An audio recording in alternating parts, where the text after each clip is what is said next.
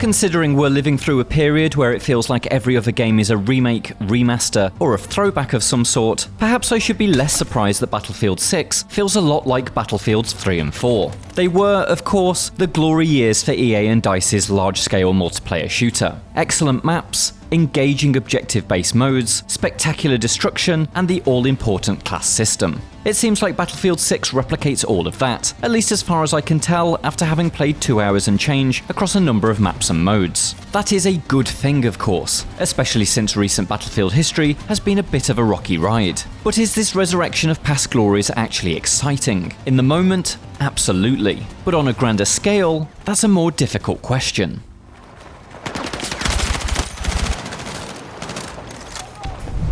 Those exciting moments are often the result of the well-defined class system, which returns in a comfortingly familiar guise following Battlefield 2042's missteps with its hero shooter-like specialists. The Assault class can use their grenade launcher to breach through walls and then turn the startled soldiers who once huddled behind it into Swiss cheese. The Engineer is the vital cog in a tank battle, using their acetylene torch to repair friendly armor and keep the cannon fire rolling even as an entire building collapses around them.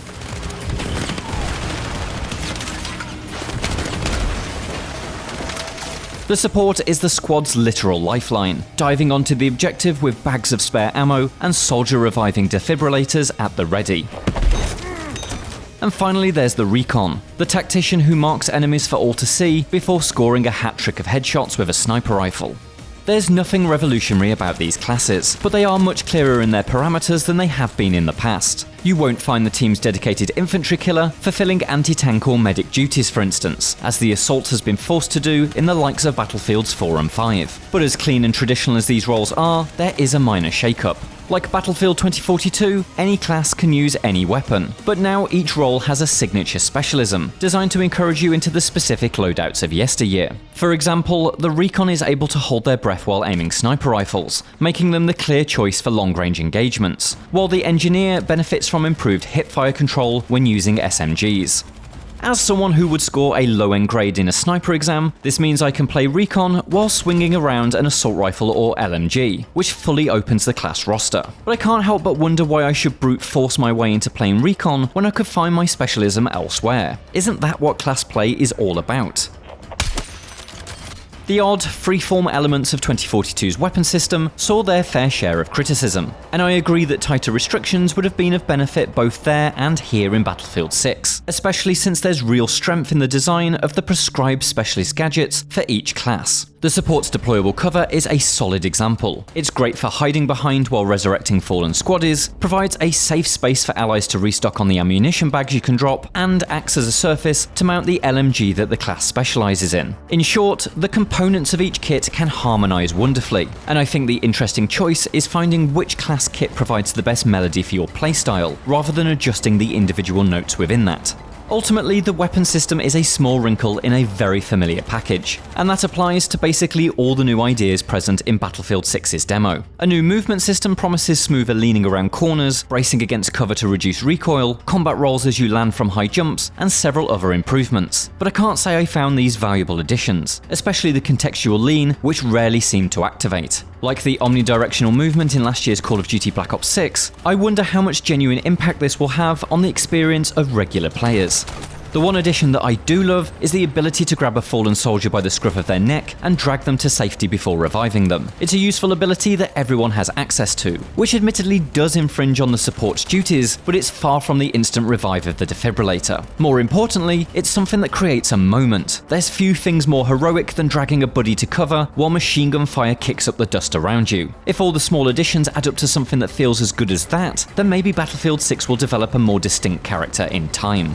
But what about the battlefields themselves? The series has always had to find its own formula when it comes to level geography, simply because the classic 3-lane design doesn't work for 64-player chaos. The flagship Conquest maps retain that almost open world feel, much more expansive than Call of Duty arenas, with an eye for real-world authenticity. City streets feel like genuine, albeit thankfully evacuated population centres, and buildings are realistically laid out with coherent stairwells and floor plans. The designer's hand can be felt when you realise that there are maps nested within maps, but they leave a good impression. The broad edges of Empire State replicates the wide, tank-friendly streets of New York City, but push further into the centre, and there's Rabbit Warren cavern-like alleys, and a large concrete multi-story building that's perfect for claustrophobic, close-quarters fighting.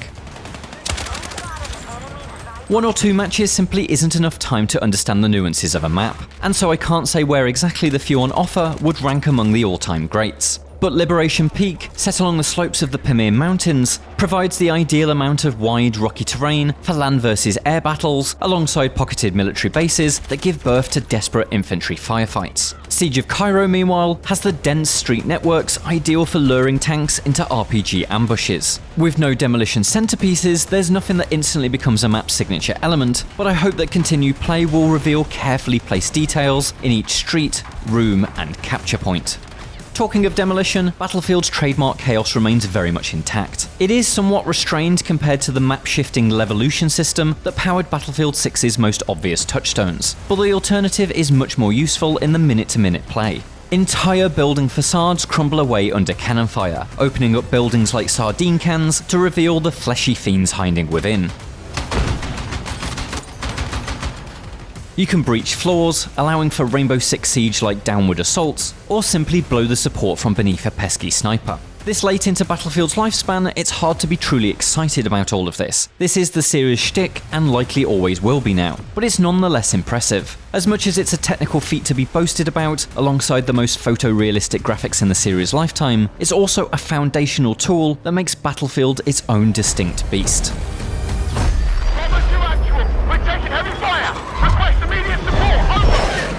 If it seems odd that we've reached this far into the preview without mentioning the multiplayer modes, you know, the things you actually play, then it's only because they almost blend into the background among the explosions and squad roles. The hands-on session provided matches of Conquest, Breakthrough, and Squad Deathmatch, and they're exactly as Battlefield tradition dictates. Personal preference naturally applies, but at least from my perspective, it's the classic story of the objective focus modes reigning supreme, and the smaller scale, kill everything in sight games still feeling like a square peg in Battlefield's round hole. It's not that they're a bad time, it's just that the Battlefield moments EA likes to shout about seem to only happen when you're desperately holding down point C during a close game of Conquest, or pushing tooth and nail through the fiercest defense in Breakthrough. As part of what seems like a project attempting to recapture the glory days of Battlefields 3 and 4, I don't hold any grudge against these modes feeling like business as usual. This is a series that needed to find a secure footing after a couple of wobbly outings, and it certainly feels like this new iteration is standing on reinforced concrete. But I can't help but feel that those old, faithful objectives could have been freshened up a little, perhaps with unconventional capture point designs or equipment used specifically for objectives. Perhaps new thrills lie in the new escalation mode, which was unavailable to sample at my hands-on demo. Although considering the official description provided to press claims that it sees two teams fight to capture strategic control points, I'm not expecting it to add too much extra fizz to the established formula. When Battlefield 6's open betas go live across a couple of weekends in August, I expect there will be a lot of fans who will be relieved to find a package that largely seems focused on returning Battlefield to its peak years. And I can't deny that the modern combat and aesthetic speaks to me in a way that the series' near future and pseudo-historical guns never could. I had a good time. More than a decade after Battlefields 3 and 4 though, it doesn't fill me with the same sense of adrenaline it once did. But nostalgia's still a hell of a drug, and maybe that's just what the medic ordered. Do you have any questions about Battlefield 6? Tell us what you want to know in the comments, and we'll do a follow-up video soon to bring you as many answers as we can. Until then, be sure to check out our extended gameplay of Battlefield 6, as well as our list of the best Battlefield games, and for everything else, stick with IGN.